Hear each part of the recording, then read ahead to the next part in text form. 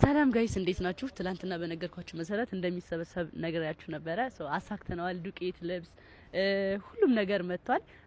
በጣም እናመሰግናለን። በዛ ላይም ደግሞ 11 ሚሊዮን ብር መሰብሰብ ችለናል።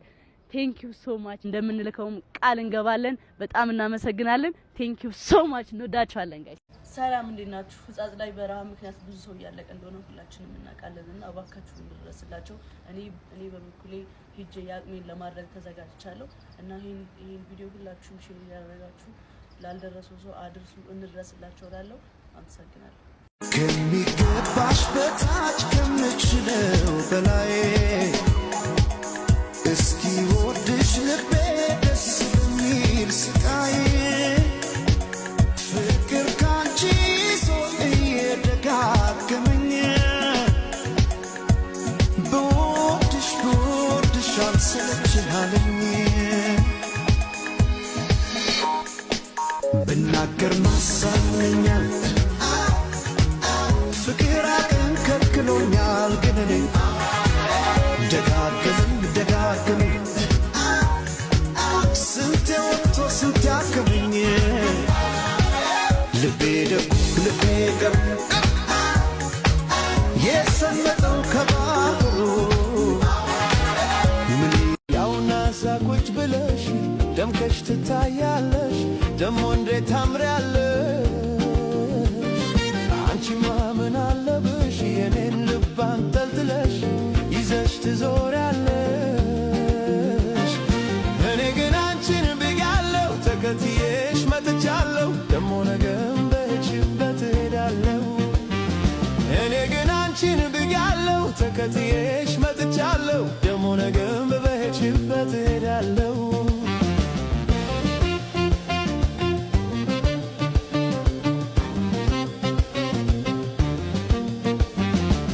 ካት የሚደረግ ነገር ነው። ስሚ ማልንገርሽ እራት የት እንብላ? ኦኬ እኔ ያሰብኩት ወደ ስካይላይት ሄደን እንብላ። የሚጣፍጥ በርገር አለ ልጋብዝሽ። ማርያም ቢፍ በርገር ላይክ ማርያም እንደዛ ቀምስሽ አታውቂም? ያ ምንድን ነው እሱ? ልታቅፊ ነበር የፈለግሽው? ነይሽ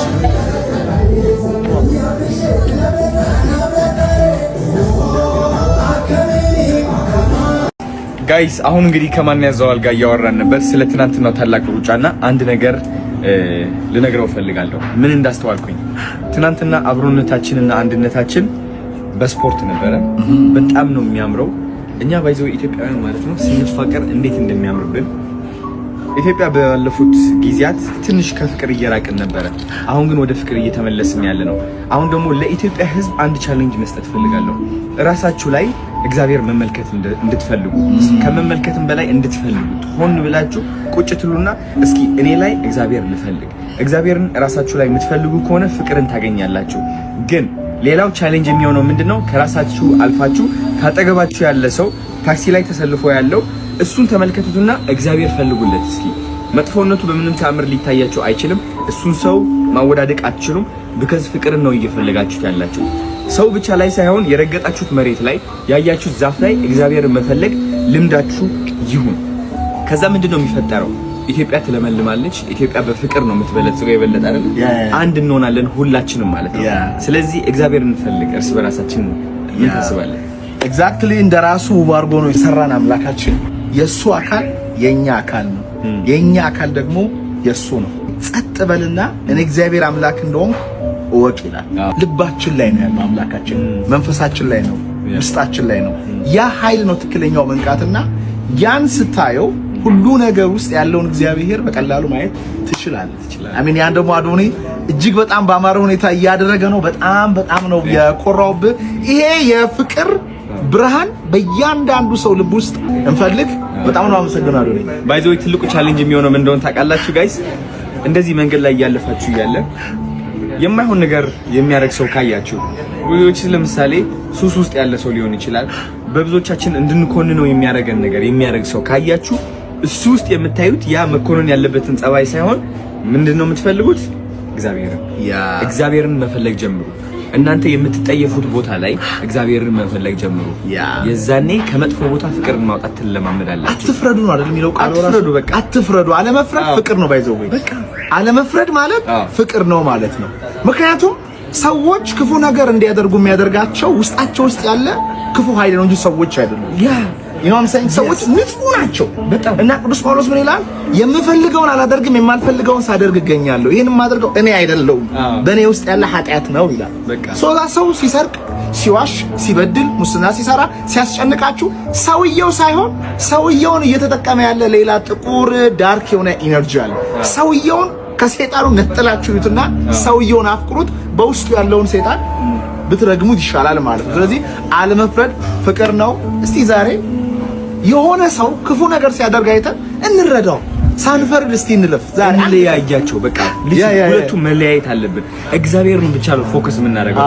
እግዚአብሔሩ ላይ ፎከስ ካደረገን ያ ሰይጣን አቅሙ ያጣል። ያ ሰይጣን እዛ ሰው ላይ ውስጥ ጠንክሮ እንዲቀጥል የሚያደርገው ማን እንደሆነ ታውቃላችሁ? እኛ ነን። ቢካዝ እያየንለት ነው ያለነው።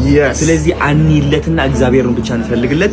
ያ ሰውም ታያላችሁ ያሸበርቃል፣ ውብ ይሆናል፣ ብርሃኑ ይመለሳል። ያ ምን ማለት ነው መሰለህ? ኢነርጂ ትኩረት የምትሰጠው ነገር ነው የሚያድገው ይላል። ለምሳሌ ይሄ ችግኝና ይሄ ችግኝ ለዚህ ውሃ እያጠጣው ይሄን በከለከለው ይሄ ያድጋል፣ ይሄንኛው ደግሞ ይሞታል ማለት ነው። ሶ ፖይንቱ ምንድነው?